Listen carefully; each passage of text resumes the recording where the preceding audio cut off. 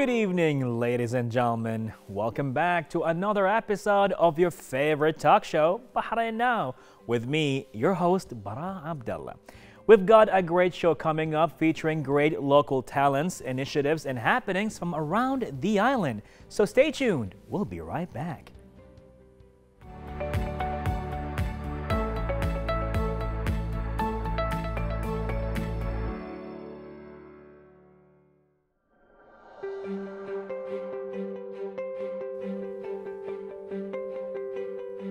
And now, ladies and gentlemen, to a more informative segment as we're joined by doctor and dermatologist Dr. Hussein Juma as we enter the world of dermatology and skincare. Well, hello and good evening, doctor. How are you? Good evening. Good. Thank you for the invitation. Oh, definitely, doctor, definitely. So, pretty much you have a prominent name. People know of you in Bahrain, even internationally speaking, which is super proud of to know. But tell us more about yourself. I'm Hussein Juma from Bahrain, graduated from Arabian Gulf University in 2001 and started my career in dermatology in Salmania Medical Center. Okay. Then I done my training in Singapore and started my clinic global dermatology after my getting the board and the fellowship. So I'm really practicing general dermatology in which we are treating the skin diseases and doing aesthetics like fillers, Botox and lasers. Okay, wow. Was it always dermatology for you, or you had other options you want to get into as a doctor or a specialist? As a doctor, mainly in dermatology. Right. But also I'm an investor that investing in medical technologies and also medical centers in Bahrain. Amazing, amazing. So now after this beautiful journey, starting as a dermatologist in Salmania Hospital and going to Singapore and opening your own business, your own clinic, tell us about your clinic. I own Global Dermatology and also I'm partner in Bahrain Health City. In both we have a dermatology clinic in which we treat common skin diseases which are really prevalent in Bahrain, like eczema, acne, skin dryness and other skin diseases. Plus we provide aesthetic services like fillers, Botox, dermapen and lasers, for example hair removal, scarring laser and other lasers. Okay. Now, back to the most common diseases. You said acne and eczema. Is there a reason why it's so common here in Bahrain? To be honest with you, prevalence of eczema worldwide is up to 20% in children, 5% adult. In Bahrain, we are a little bit higher than these figures. But it could be because our genetics are more predispose us to eczema, for example. But acne, it is similar to worldwide. Almost 80% of population will have acne at one stage of their life. So almost everybody will get it. Yeah. Wow, that is pretty interesting. I've never heard that number before. Actually, 80%. If you just notice in your community, if you ask anyone, they will have some pimple now or before or later. Okay. Is it, does food habits, the weather, the water, does that really affect on a skincare here in Bahrain? Partially, yes, but mostly it is genetic predisposition. But if the person have like bad food habit, like eating a lot of fast foods, a lot of oily food, a lot of sugars in their diet, no exercise, not cleaning their face well, a lot of stress, all of this actually might contribute to increase of their acne and pimples. Well, that's pretty much informative to know. Now, how do you see the dermatology scene here in Bahrain? Is it growing? Do we need more time? Are we in a good place? How do you see it? I see that we are in good place for medical dermatology. Because we have good enough number of doctors. We have around 3 big hospitals like Salmania Medical Hospitals, King Hamad Hospital and BDF. All of these have big dermatology department and they provide major medical dermatology. In the private, we have big number of dermatologists who also provide medical and aesthetics. So in general, Bahrain is really a dermatology hub compared to our neighbors. Amazing, a dermatology hub. Yes. Wow. And of course, one of the things what happens when it comes to educating the scene here in Bahrain is through the conference, the BDLA, the Bahrain Dermatology Lasers and Aesthetics.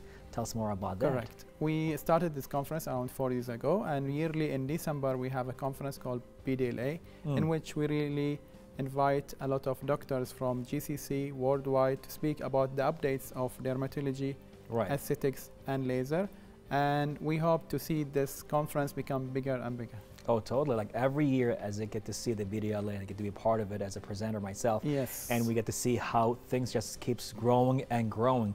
We see people from around the world coming in, all into Bahrain, interested in the scene. And it's just from an educational point of view, it's just so informative.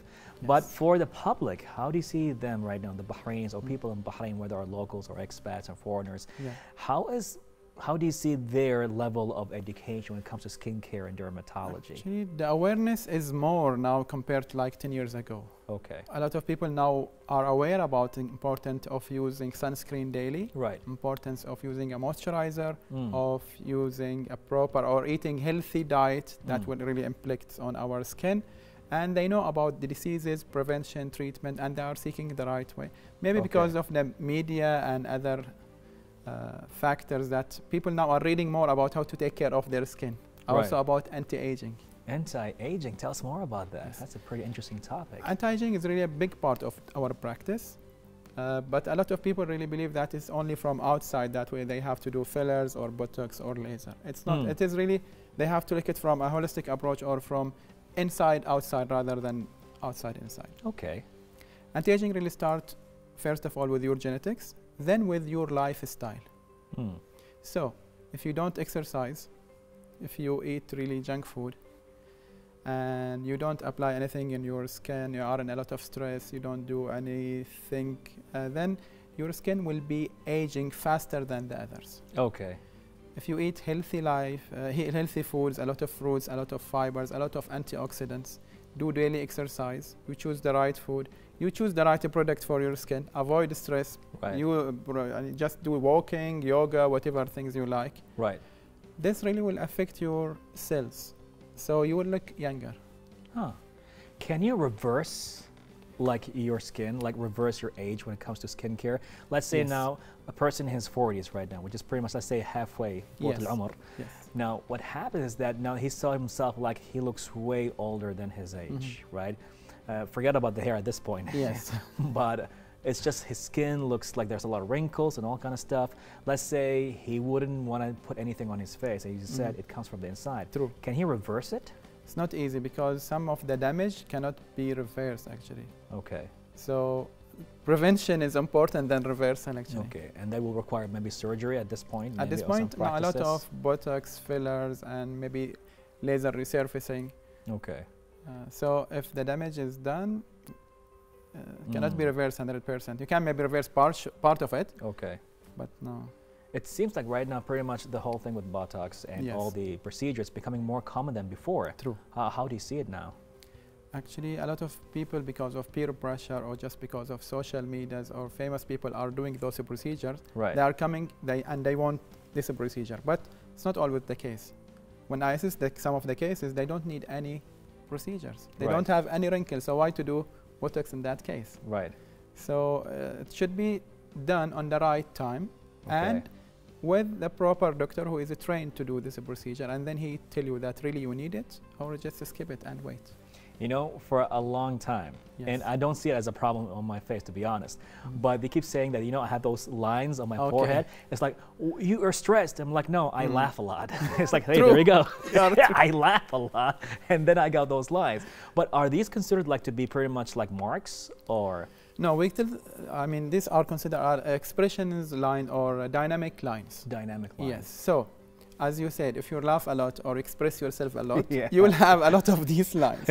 Some people want those lines. Like males in general, they don't really care about it. But for females, if they have a single line, they just want to go for Botox. So it depends on your gender and plus your society, actually. I like this terminology. These are expressive lines. True. See, I'm expressive. Yes. People who are in the media usually like to express themselves a lot. Yeah, see, I've been expressing myself for like 7 years on TV. That's my mark right there. You know, that's like the proof of work. True. Amazing, amazing. So now, as we've been talking about diseases, and you mentioned few, do you see that there are more diseases coming up right now, like new ones and becoming more common, and the old ones are becoming like less common than before? Only maybe in Corona time we have a lot of hand dermatitis and hand dryness, you know, because using sanitizing all the time, washing every time. So this is really a common thing in this time. Right. But in general, the diseases are the same. And still in Bahrain, very common disease, as I told you, eczema, acne. Those are really the most common diseases. Okay. Now, this is getting even more and more interesting as a talk, but I know pretty much there's a lot to talk about. But from your perspective, if you would want to give like an advice to people in Bahrain and for the people pretty much living here every day, whether it's for the lifestyle and all that kind of stuff, what would be one of your like top advices for people living in Bahrain to take care of their skin? Sure. Since we are living in Bahrain, which is a sunny country, number one, they have to apply sunscreen in a proper way, good amount, and they have to repeat after 3 hours. Number two, if you have dry skin, you have to really hydrate yourself from inside and outside. So you have to really apply moisturizers all over your body, drink enough amount of water, and choose the right type of soap. So if you have dry skin, a soap for dry skin. Oily skin, you go for a soap for oily skin. Number three, you have to eat healthy foods. Healthy food? Yes. This will have really a big implication on your skin. Okay. Number four, exercise. Exercise. Exercise have a lot of beneficial effects on preventing chronic diseases, and also will have effect on your skin. So, sunscreen, moisturization, healthy food, exercise. These are the most important thing important to your skin.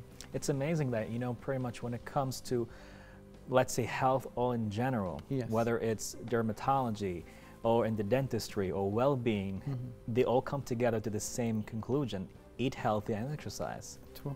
It's amazing. I agree with you. So what's the right amount of water to drink if you want to keep yourself hydrated for a good skin? In general, for adults, I usually average 1.5 to 2 liters. Okay. But if you do exercise, sweat a lot, the amount should be more. If it is in summertime, you are on the beach, you should also drink more. But in average, 1.5 to 2 is the right figure. I'll keep that in mind. I think that's a bit too much for me right now. You can drink more juices. Okay.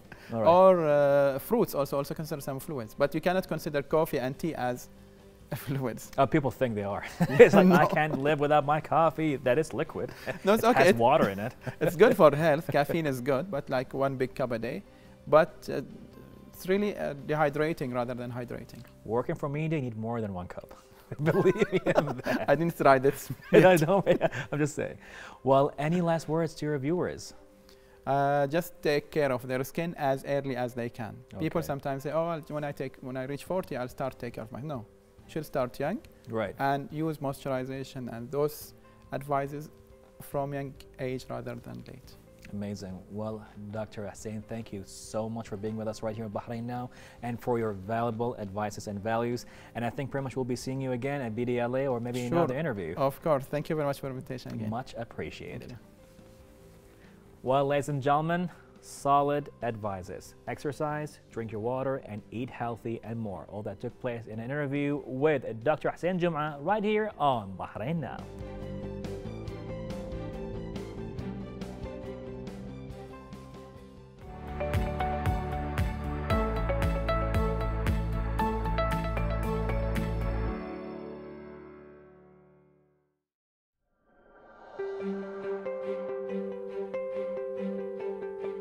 And ladies and gentlemen, right now I'm gonna go to another exciting yet maybe even a life-changing of a talk as we're gonna talk about well-being and facial reflexology. With us here today right now is Iman Al-Awali. Iman, how are you?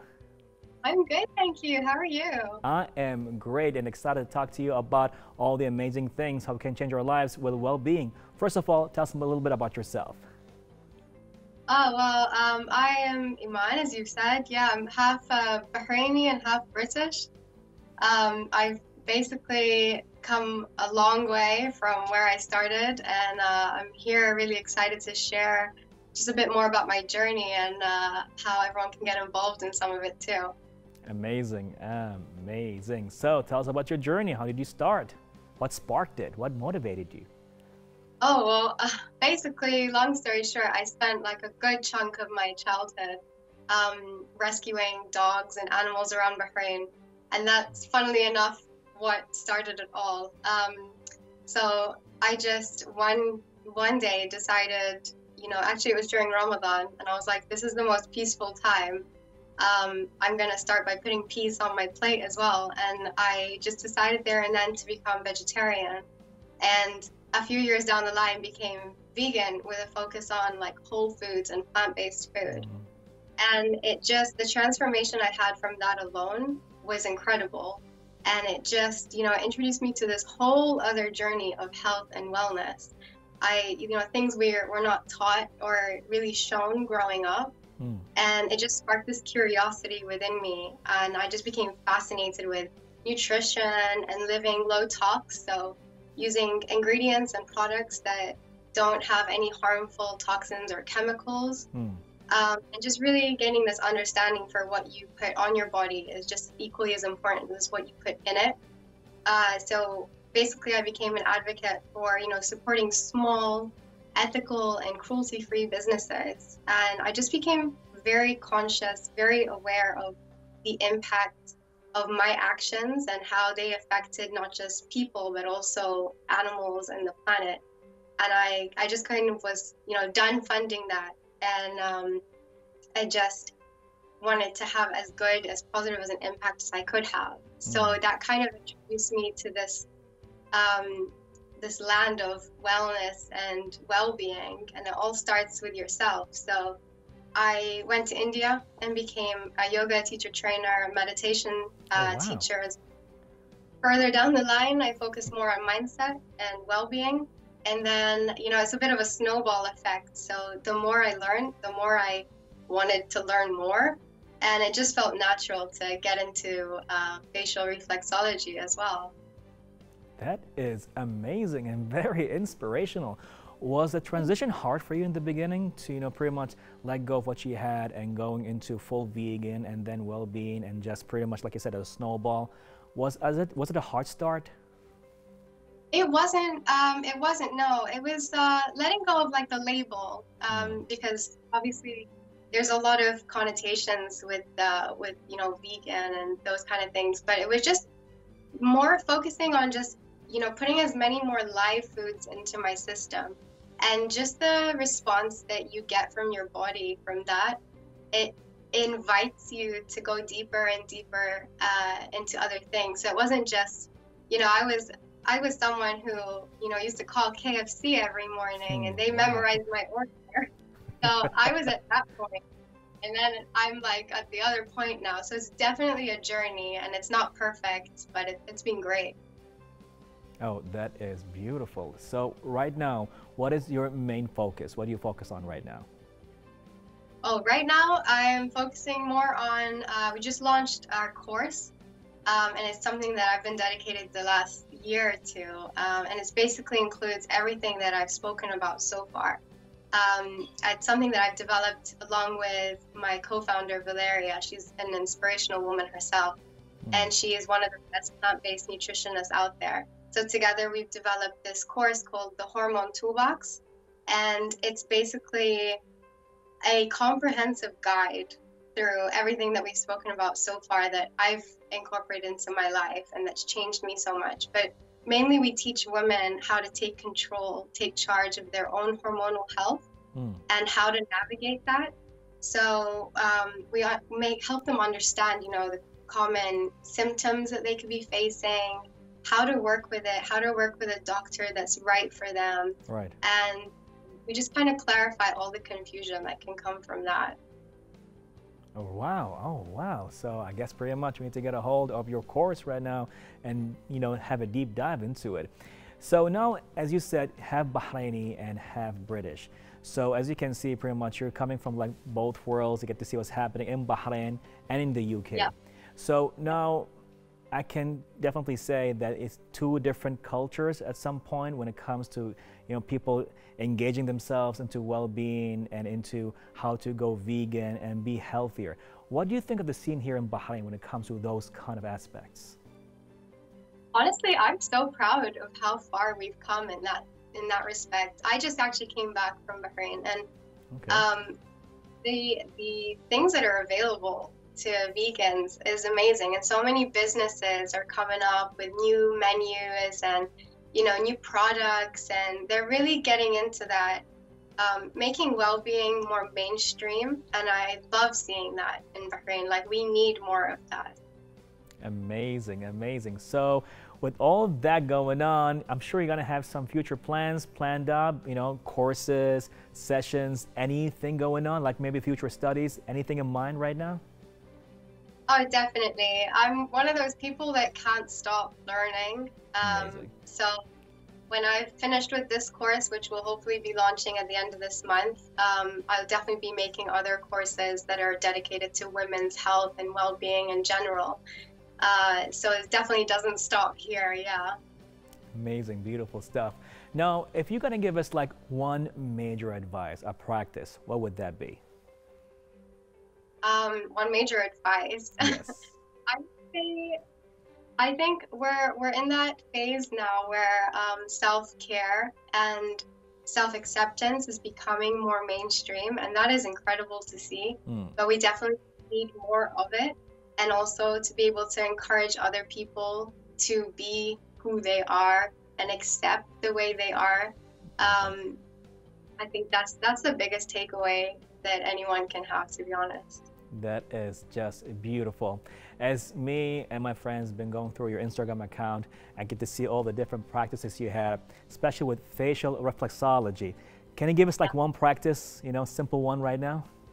Practice, yeah, sure. Sure. So this is a great one. So you can have the whole line of the forehead starting from the middle of the eyebrows going upwards. So you can use quite a bit of pressure. So you can either use your finger really strong or the knuckle of your thumb. And that basically helps to alleviate any congestion that you have if you're having like a cold. So in this climate that we're currently in right now, that can be really helpful to just massage that area, and also to stimulate the sides of the nostrils going down and under the cheekbone, and that just helps that congestion move out and drain. That is really fun. And thing is, you have a lot to offer even on your Instagram account, which we are really appreciative of that.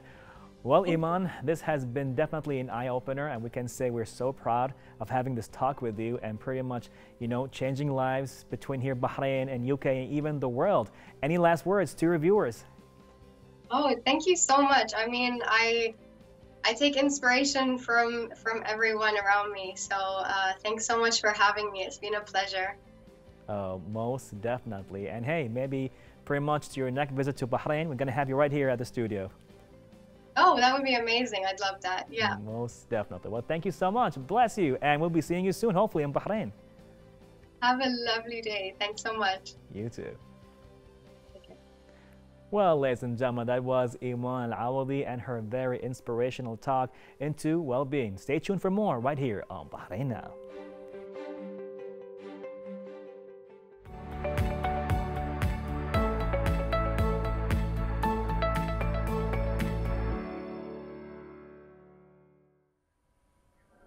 Well, everyone, I hope you all enjoyed that episode as much as I did.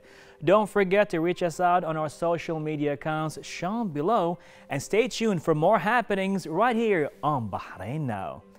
I'm Bara Abdullah. Till next time, Bahrain, goodbye and God bless.